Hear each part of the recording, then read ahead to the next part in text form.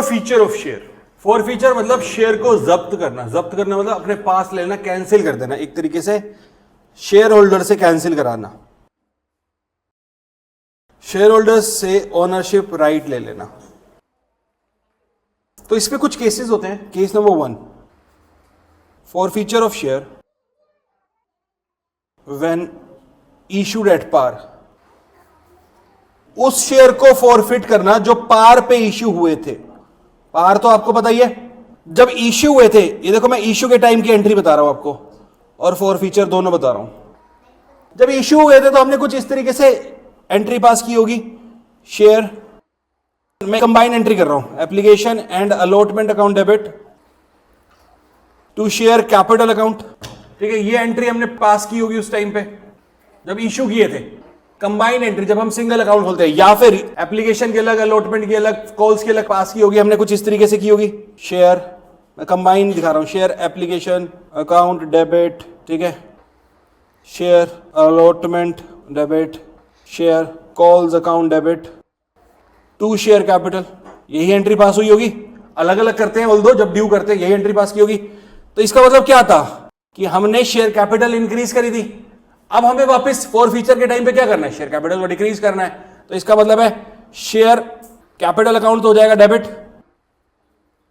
Yes और no, ठीक है। टू क्रेडिट में क्या डालूं, देखो क्या मुझे एप्लीकेशन की उल्टी करनी पड़ेगी, एप्लीकेशन में यहां डालना पड़ेगा। बेयर मिनिमम क्वेश्चन पूछ रहा हूं आपसे, बिल्कुल से। मान लो अलॉटमेंट का पैसा नहीं दिया था तो फॉरफीचर हो गया, तो मैंने मान लो शेयर अलॉटमेंट डाल दिया यहां पे, ठीक है। मान लो उसने कॉल्स का भी नहीं दिया था तो मैंने शेयर कॉल्स डाल दिया यहां पे, और उसने एप्लीकेशन का तो दिया ही होगा 110%, ये तो श्योर हो।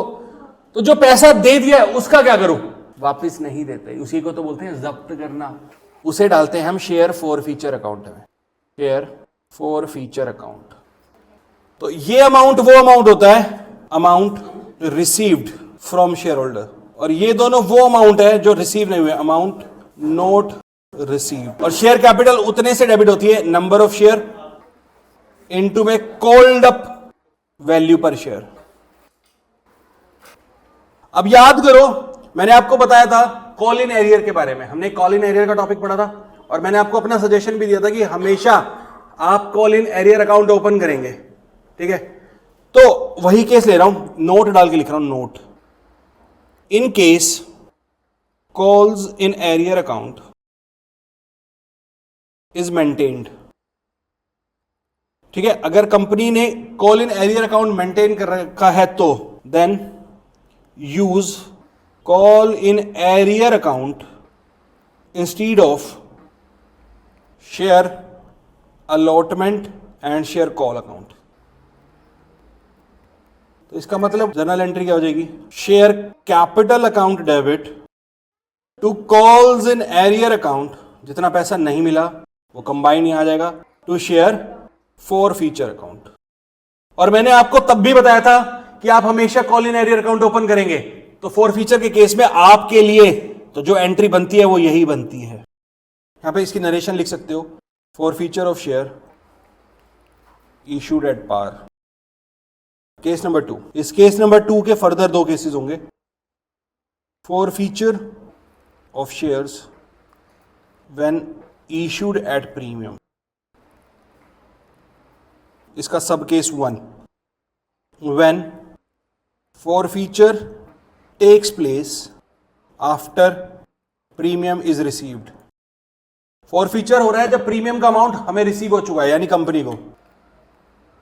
इसका एक सेक्शन होता है, बट मैं सेक्शन आपको याद नहीं करा रहा, ठीक है, मैं फिर भी लिख देता हूं यहां पे, आप याद करने की जरूरत नहीं है, मैं लिख रहा हूं बस। According to section 52 of companies act 2013, if premium is fully collected, it cannot be cancelled, even if share is forfeited later on.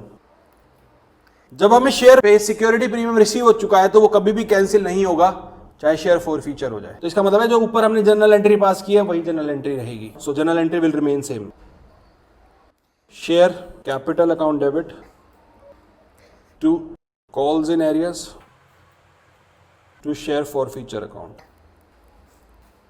उस अमाउंट को हम कहीं भी शो नहीं करते, बट सब केस नंबर 2 ये है इंपॉर्टेंट, यहां पे आता है थोड़ा मजा। When forfeiture of shares takes place before premium is received, premium receive नहीं हुआ था और फॉरफीचर पहले हो गया तो जनरल एंट्री होगी। देखो याद करो, इश्यू के टाइम पे जब आप सिक्योरिटी प्रीमियम की डिमांड करते हो तो एंट्री क्या करते हो, चाहे अलॉटमेंट पे कर रहे हो चाहे किसी पे भी कर रहे हो, share allotment account debit to share capital to security premium, पर सिक्योरिटी प्रीमियम रिसीव नहीं हुआ है, हमें एंट्री रिवर्स करनी पड़ेगी, तो उस केस में सिक्योरिटी प्रीमियम भी डेबिट हो जाएगा वापस। तो एंट्री हो जाएगी share capital account debit, security premium account debit to calls in arrears. आप हमेशा call in arrear account open करके करना, ठीक है, मैं आपको हमेशा एक ही बात बोल रहा हूं, to share forfeiture account, ठीक है। बस सिक्योरिटी प्रीमियम वाला अमाउंट ऊपर डेबिट हो जाएगा। मैं लिख देता हूं यहाँ पे कौन कौन सा अमाउंट जाएगा। यहाँ पे जाएगा अमाउंट कॉल्ड अप सो फार एक्सक्लूडिंग प्रीमियम, यहाँ पे if premium is not received, premium is not received, ठीक है, अमाउंट नॉट रिसीव्ड, यहाँ पे आएगा अमाउंट रिसीव्ड, डन।